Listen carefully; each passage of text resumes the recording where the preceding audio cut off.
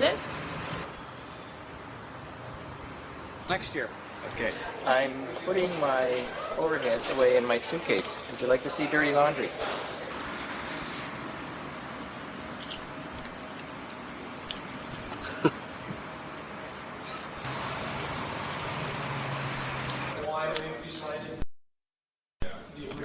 Which isn't a problem, provided you tell people. And here, Don, please, this isn't part of the contract, really. Lily, I didn't say we were going to do anything, okay? Can you fit it in the frame? Okay, take it off now. And a sneer. Can you look up?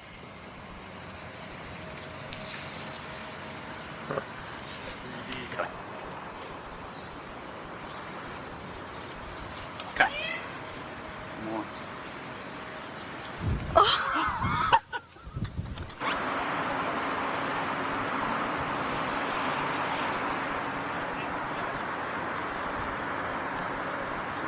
Yep, she's been a workshop. Turn and look at me. Okay. Okay, now tip your hat.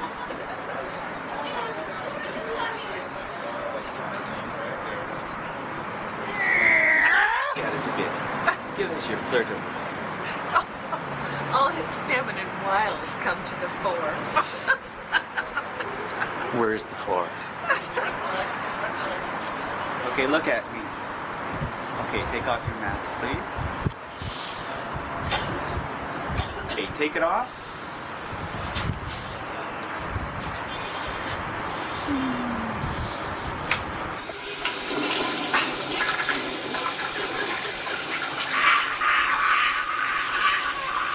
That's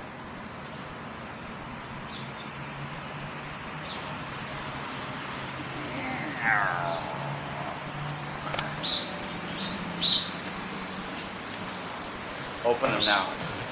Smile. It's awfully Now clever. look right at me. And 2, 3. Okay, now I'm turning. Look at me. Okay, take it off now. Take it off my And face. smile. Yes. How do you win? Okay, put your hands up now and rip it off. Let me see.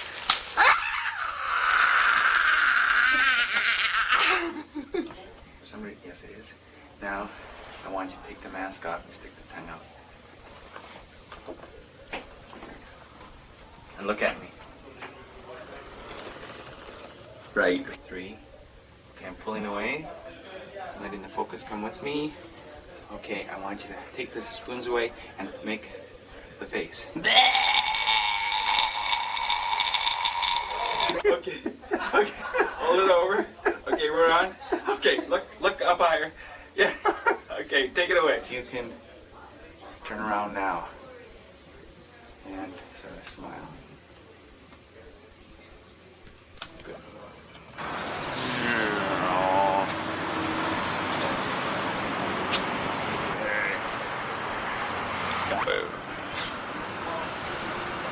Now give me a big hug.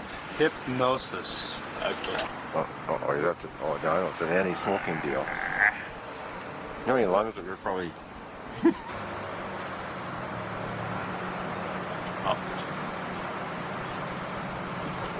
Hello.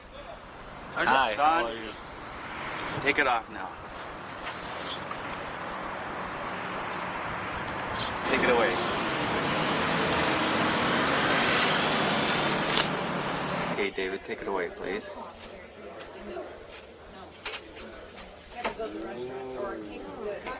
Take it away.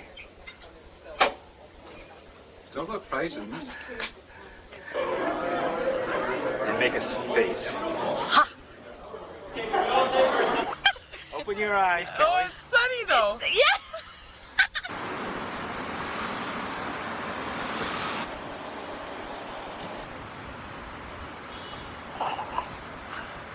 Okay, right in, quickly. Out of it now. I'm taking. And and look at me.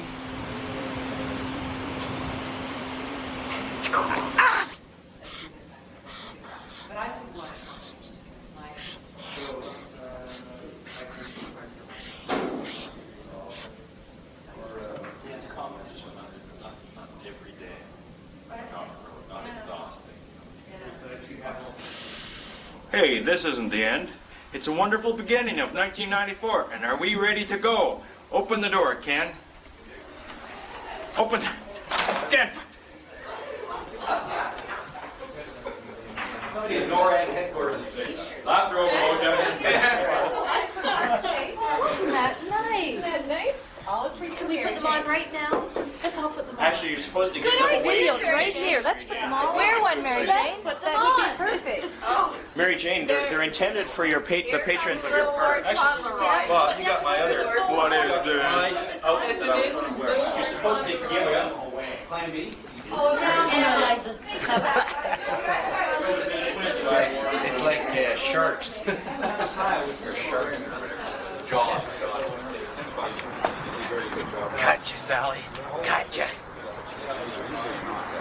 I said, on the other hand, this one is gone. Hello, Don. We've done this thing before. There's John's nose. Don, you gotta We do it have. when we're sober. There's Dave. Never let Don Hi. Hitch these legs. Get out! Yeah, not too modest. Not too modest. Oh, I was looking for his slip, but he doesn't wear one. So let's catch that smile. Big teeth. Ooh. what we can do well. Crawling, oh my God, oh my God, Stop that. Drinking. Here we're diving. Wait a minute. Down we move. Down. Oh, brakes. Say that's brakes. Brakes. This is recorded. All out. We got one. Lingerie, women's underwear. We're bursting out of the elevator. Bursting Bursting. right through the lobby. And these people are going to wonder what the hell we're doing. What else? Sorry, what the heck we're doing. Yes, that's Well, better. we're on our way with this flasher here into dinner. And right in the middle of the shrimp cocktail, the flasher's gonna, right in the middle of the shrimp cocktail, right? And here's some of the people that are set up. Oh, a biker! All right, wild stuff. Here's guest speakers. Mary Ellen again, she's a favorite. Oh, I love your mustache. Smoke, he got me. Hello. Smoking and a token. Look, here they come. Bursting into the room. Oh.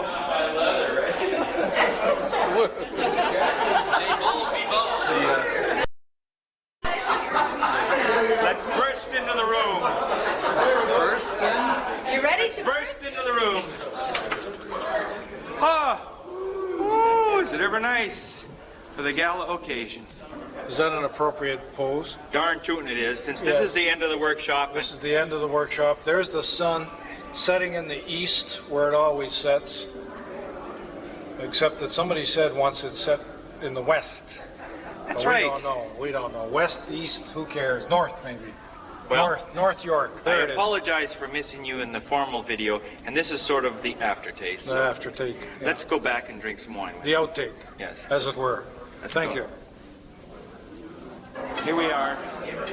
It's dark in here, folks. Sorry, sir, you can't take any pictures. I don't know if you can pick up in this light. All the hats that we've got here.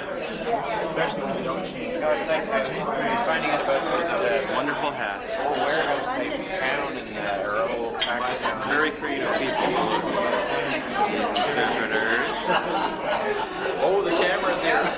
Oh, yes, the camera's here. It's here every day. Excuse me. I want to get some of these hats. Wow, that's a nice hat. I hope she takes. No farm.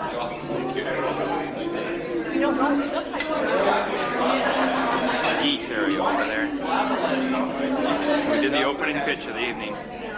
Cheers! And this group had a hat that was one hat that covered everywhere. It's over here, hard hat. It's over here. We'll look at it. Shalom! There it is, the hat. The biggest. We're preserving it for future use. Yeah. Excellent. For the workshop. Excellent.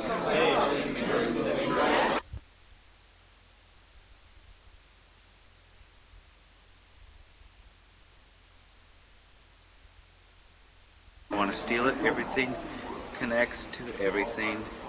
Wildlife, land, energy, forest, water. Please remove your shoes and so forth. And here is the little twister. If you are interested in seeing some other and see the different things.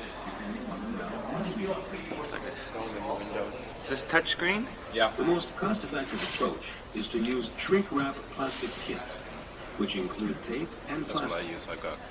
How do you get back? In addition to creating I an don't think you efficient can. seal, the plastic acts as Oh, an you're insulator. stuck on it. Stuck on it. You have to wait until it goes. Right now we're looking at drafts in your home windows. Indoor My and house is outdoor 25 years storage old. are also effective ways of The keeping heat is the heat. huge. I got a quote about storms. Ah, here's one of our old friends. A stop and listen. Canada Solar Cup. A cafe, and here's an idea that has some merit. Up above in the cafe, they have large bird silhouettes. Oh, they must be 3 feet long. There's assuming light evening grosbeak. And this whole idea is people, when they're eating, can identify birds. Learn a little bit about identification. Problems with low light in here.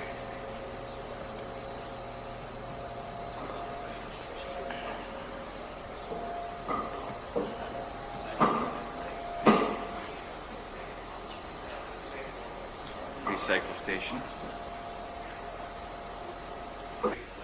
This is a donation box. It's an interesting design.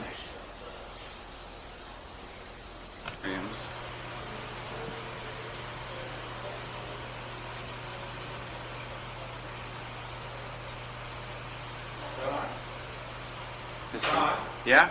Are the others down there? We're ready to start up here now. Okay. Gwenda will be interested. Show you Bert and Ernie book. Show you Bert and Ernie book. In there. Is that Bert and Ernie? Yay! Tiny girl. Is she ever cute? You the red hair? Yeah. That's just the best part. Is that your chin holder with your red hair? There it is. Pretty red hair. Where's I hear birdies? How many people have to check your interview before you do it? I talked to a chap he's a biologist actually, at the Ministry of Natural Resources. He works with fish and fisheries, and I wanted to do an interview with him, and he says, I'd love to do it, but I just can't. I can't. And I said, well, why? Oh, he says, well, my supervisor would have to see the questions and the answers, and we'd have to write it all out, and then we'd have to, it has to go to Queen's Park, and they get one of those stamps on it where about 8 different people check that they've read the questions aren't offensive and everything's fine, and go ahead and do it. He says, I've been through it before, it's not worth it. And I think, well, that's really too bad that it's so difficult. I've been very fortunate here that somebody phones me up. The Conservation Authority is so excited to get any good press at all that they're willing to risk the odd mistake that I might make. So they just said, go ahead, do it.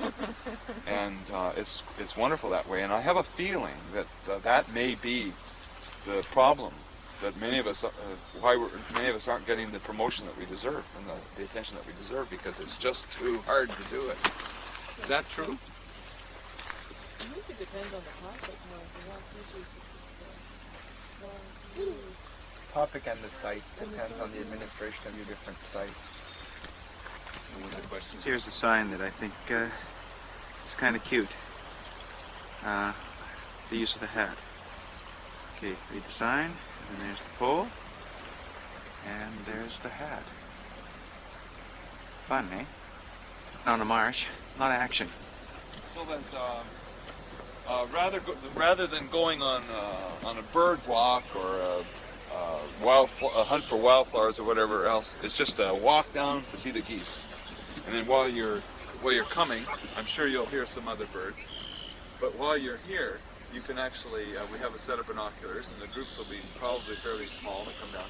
You'll be able to see a couple of geese, and if we're lucky, there'll be some other birds as well. I'm just saying that this weekend is the first goose walk. And yeah, and geese have been nesting here for 15 years, and we've never done a goose walk before. So that people can come down here. And if I can do a radio interview down here with a cellular phone and get geese in the background, it'd be great. So 1 minute, 15 seconds. In 1 minute, and 15 seconds, you can How to get yourself get the impression. If you're at a site that if you're at the zoo, people know. You say come to the zoo, and they have an idea of what the zoo is. But what is a Courtright Center? Nobody knows. And we've created that problem ourselves because we don't tell people to come to the Courtright Center. We tell them to come to the Honey Festival, come to the bird watching festival that we had last weekend, come to see maple syrup, and all of those things just happen to take place at the Courtright Center. So it's a slow process of getting sort of the background information that we want people to have. But we try to have about one special event a month. The reason for that is that the media it'll rekindle their interest without overdoing it. Like sometimes if you try to have 2 special events in a month, you'll hear back from the newspaper or the radio station that, well, we just did you guys with the owls, and we'll say, yeah, but this is maple syrup. Well, you can't. I was sitting in CBC office once preparing to do an interview, and a chap came in. He didn't know who I was. Another chap came in from a neighboring sort of a pioneer village, a small pioneer village, and he asked the guy right out, the producer of the show, how come you're giving Courtright so much airtime? So you're putting the press on an awkward situation, unless of course you're paying for it. If you're paying for it, they'll do anything you want. But if you're like us and you don't have any money, you do it. It's all volunteer. The kind of coverage you get when it's non-paid, though, is probably better because it's these dialogues where you can talk about interesting things that capture people's right away, whereas advertising, perhaps shorter, doesn't really do that as effectively. That's true. The advertising, though, you can say you have more control about when it's going to be played. True. Yeah. Like you can say with Kiss FM for maple syrup, we've said, okay, we want 2 promotional spots on drive time, which is prime time, and then you can do a couple at night if you want, and we want one. You can negotiate with them when you want them. Whereas a lot of the other things you might do, you haven't got quite so much control. Like it might be, you'd like to have the play on Thursday when people are starting to think about what they're going to do that weekend, but it gets played on the Monday. So there's advantages to both. One thing that we did 2 years ago that was a stroke of genius. You got that machine running? Yeah. This is a stroke of genius, and you're all willing to try it. We do bees, and I want to take you up there. We do bee program here. And we gave Charles Deering of CFRB his own beehive on a weigh scale. So I was able to phone him every week and tell him whether the bees were making honey or using up honey. His scale, the weight of the scales would go up and down every week. And I would try to relate that to the temperature, to the flowers that were out, to all kinds of things, to the birds that are eating bees. All of those stories got played, and some of them were 8 minutes long. And we got a weekly thing. He talked about his bees at Courtright every week throughout the summer for sometimes up to 8 minutes. It costs, I think, about $650 to buy a 1-minute ad on CFRB. So at the end of the year, we extracted and gave him the honey, and then he sold the honey at a charity thing. Charlie's Honey, he sold it. And he actually came out and saw it a couple times too, but he didn't do any of the work, but they were his bees. It was just a wonderful thing. We tried it as well with the maple syrup. We gave Dave Duvall on CFTO his own tree, and we phoned him every week throughout the maple syrup season to tell him how his tree was doing, and we related that to the other things that are going on too. So that was a really good freebie with the press. This year I tried to get 2 radio stations, each to have their own tree, so they could have a competition. That didn't work. I tried to get 2 people who have a morning show, one of those morning shows where they laugh and talk all the time and drives you nuts. Well, that didn't work either. I wasn't as successful this year, but I will try it again, because something like that is something that you can offer them that no one else can. But it's installation, and they replace the pump if there's a problem with it, and they're going to give us new pumps every once in a while as they change impellers and things for testing. Do they keep information? Yeah, that that's a logging computer, that little thing, and it keeps track of everything. It's incredible how much stuff it can feed back to it. When you plug it into an IBM, it feeds back all kinds of stuff. And the water, there's so much water coming out of this well that we're slowly watching what happens on this grade here. We're hoping that there'll be water plants eventually. And we've also created a bit of a wetland down here. This is last year. We've created a new, just wet land. And there's quite a big pond. There was a field called the Donkey Fields, just north of here, off our property, that where birdwatchers came for years to watch all the mudflat birds. And that's all turned into housing now. So we're hoping to generate that same kind of muddy feature here, so that we can get some of those birds visiting here. Because our slow time is in the summer, and we're looking for things that we can spruce up our activities in the summertime. As much as possible. The only thing they don't get is money, and that's the only distinction, as much as we can. And staff training too, in the sense of think about a volunteer and how a volunteer can help you with this or that. A lot of people don't think of that, so I keep harping away on that. So once those things are established, when it comes to screening volunteers who apply, you have very distinct job descriptions, and either the people fit them or they don't. And again, that comes back to the attitude. If a volunteer is giving their time, then they're so darn sweet and nice, you should just take them, no matter how inappropriate they are for the position. And it really doesn't work, and they won't stay anyway. So I have an interview with everyone individually who's interested in applying. If they are already a Courtright member, do you have memberships at all, or in any kind of... Through the cooperative association. Perhaps, okay. So. Sometimes you just have community visitors, and they've routinely visited your park or facility or whatever, so they should be familiar with you.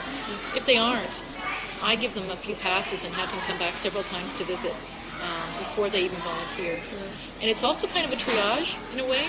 If they don't show up and don't call back, then they've kind of weeded themselves out. So I don't put up false hoops for people to jump through, but it really helps if they don't know us at all and they just generally like the environment. Or I had one fellow call and say he wants to kill time, and he thought of us. Killing time maybe is not the best attitude for a volunteer to have before they work with you. So I usually send them a pass and say, visit us sometime in the next month. Pick these weekends perhaps if you can, because they're really hectic for us, or they're really typical of what's going on. And then call me back. And that does a great job of dividing those who are interested and those who really aren't. So, if you feel that somebody isn't appropriate, how do you actually tell them, or do you do that very often? I have had to do Say, it. I think this is the right thing. Yeah, it's the same as dealing with staff. I've got 25 odd staff too who are paid. It's actually, it should be the same standards and styles. And again, it comes back to treating them as staff. Provide adequate training, pick the right person for the right job, and if it doesn't work out, then talk with them. But one thing I build in at the beginning is a trial period. They might not like us either. You know? And some people feel guilty. They volunteered for such a worthy cause, they should tough it out, and they don't want to say no or they're too busy. So I have a trial period for both of us, and I make it really clear. We don't like you, you don't like us. I don't say those words exactly. And it has happened. We've had a young student from a college who was making snide comments in the back of the group when we were having an education program going on. He obviously wasn't mature enough to handle working with kids younger than himself because he was acting up. So I talked with him, and then we let him go. And suggested, if you'd like to try again some year, give us a call. An elderly man who just couldn't handle lifting the bags of birdseed up to the feeder. And he really wanted to do it, but he couldn't do it very well. And so the seed was on the ground, and the feeders were half empty. And it's just one of those things, you just chat with them. And then there's often positions that are more appropriate that you can work them into.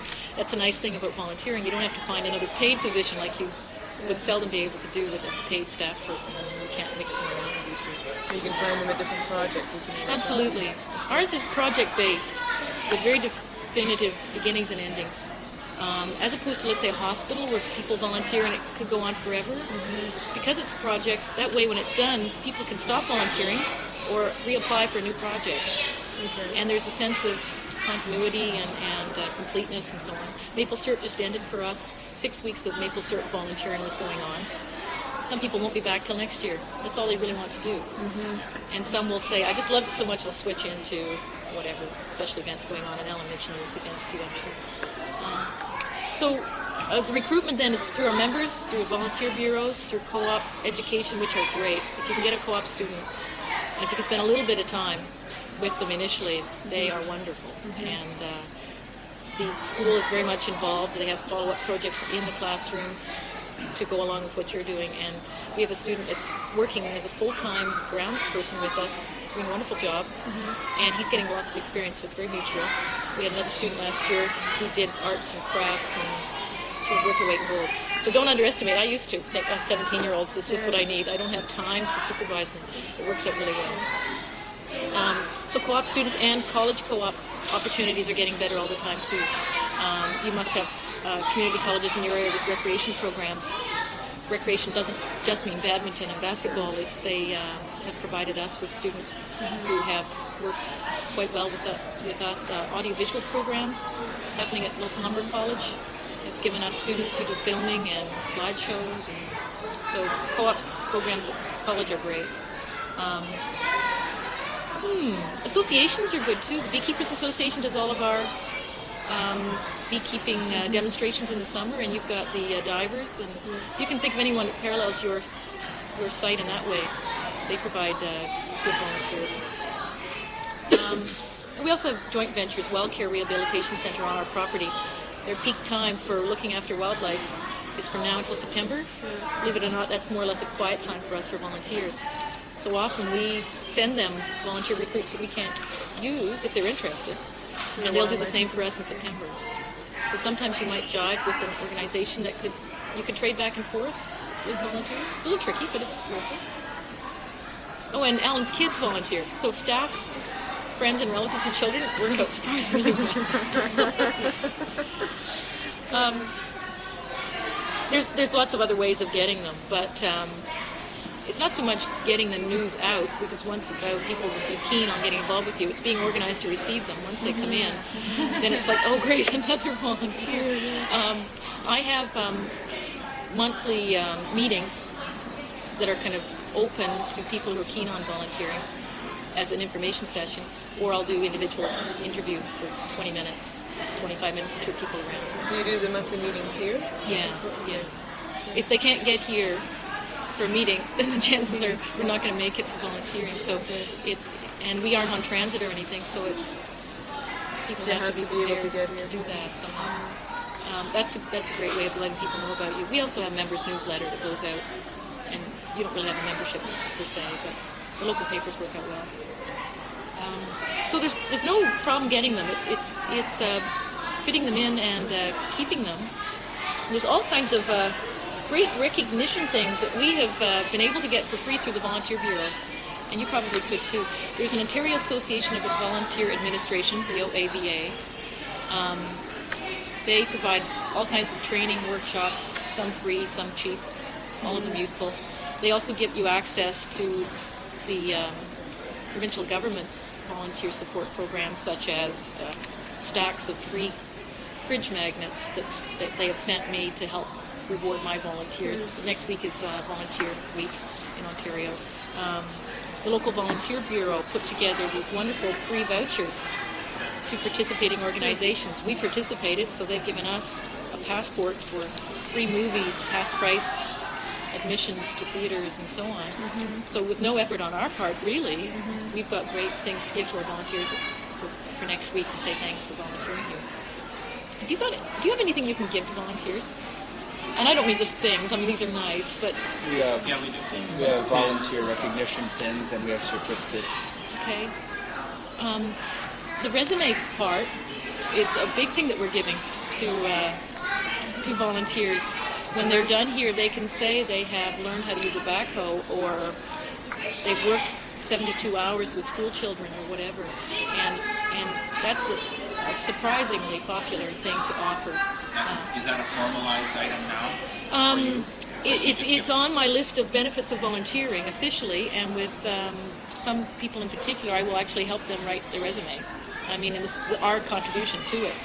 I will write it out in terms that are appropriate for what they're applying for, or whatever.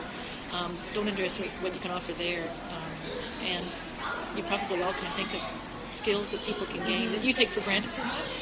Do you get a lot of calls from future employers of your ex-volunteers? Not a lot, but we do get reference calls. And that's another thing I say, we'll act as a reference, presuming someone's worth recommending. That's worked out well. Have any of you volunteered ever? Yeah? Do you remember what you got out of it? This job. You got this job? I got a pen. Yeah? Got to see the West Coast. Yeah. Free house, they gave me house. The Pacific Rim National Park. It does often lead to work. We've got people here who are on staff who were volunteers originally. I volunteered for Children's Aid for a year doing research in their adoption disclosure department, which was fascinating. I mean, I got to try to match adult children who had been adopted with their original birth parents. And so I got research skills and computer work and so on. So they thought it was stuff that was going to be hard to convince people to do, hours and hours of the computer searching files, but it helped me get into a history program because of archival research and so on. So some of your the skills that you can offer to people would really be useful to put out on paper for them, and that's a good way of keeping them with you and working. It's also a great way of standardizing what the job is going to be. And I know it seems like a lot of work, paperwork that you probably don't have time for. That's why you want volunteers sometimes to help, because you don't have a lot of time. But once it gets rolling, it has a momentum of its own. Is that your whole job? No. It's 1/5 of my job. I coordinate adult tours, all the Guidance Scouts programs. I write the newsletter for members and run most of the membership programs as well, and do exhibits and lead tours, and so it's similar perhaps to yours in the sense of you're doing just one thing. So it's if it's on paper and gets rolling. The other thing is I don't coordinate all volunteers in the sense of they all come to me every morning for their jobs. It won't work. It probably won't work in your case either. If I can leave you with one point is every volunteer should have a supervisor, not because they're going to run amok, but just because they really would love to have somebody to tell them what to do when they get here. And so what happens here is I'm a liaison person. I do all the recruitment and hiring and so on. But once I find someone, if Alan needs someone to assist him with his hike, then I match them up and they're on their own. The only thing that happens after that is paperwork for me in terms of I've got a basic monthly work report that they fill out, keep track of their hours and so on. But it's really between them, and that means the capacity for volunteers here is much greater. I could look after 90 people myself, and it means the responsibility of staff towards volunteers and vice versa is much more connected. Otherwise they fall through the cracks. And the staff will ask you what kind of help they need, or what kind of Exactly. projects they want. They will tell me who they need, and what kinds of people, and what kinds of skills. It just could be a written note. It doesn't have to be formalized, really. And then I will advertise it on our newsletter, get on the phone with people on whose skills I do know. I've got a basic database set up. It helps me generate my phone list and mailing labels and those kinds of things. So it isn't an onerous kind of task. And it's, the supervision is really important, not because of keeping them in line, but just so that they always know who they're working for. And it makes the staff much more responsible to their volunteers too, because I've seen it happen. There's lots that we do in terms of recognition, but I think you probably have to leave, don't you? Or? Yeah, we've got to hit the road here. The only, can we, I'm just training. Can you talk a little bit about that, how you train the volunteers? Because you have them coming in at different times. Yeah, they're trained by their supervisors. So if Dan needs somebody to help him with a wildlife project, they set up their times together. He trains them. On-hand training, that's right. Yeah, it's on the spot training. Some people come to us with skills and they end up training us. Because they know a skill that we don't. It works both ways. The key to the training, again, is the one-on-one for each volunteer and the person they're working for. And we set it up very appropriate to their own schedules and so on. In 15 minutes, it's hard to say much more, but except that they're worth it. They're worth it, and the key is that if you don't get paid to be a volunteer, you should get to do exactly what you want. That's the trade-off. When I volunteered with Children's Aid, I didn't get money, so what I got to do was a job that I really wanted to do, exactly what I wanted to do. Volunteers should never do what they don't want to do because you'll lose them, and that's their reward, and it's worked for us. It's worked for us. Yeah, it seems sensible. I don't know, it doesn't happen sometimes, but if it does, it works really well.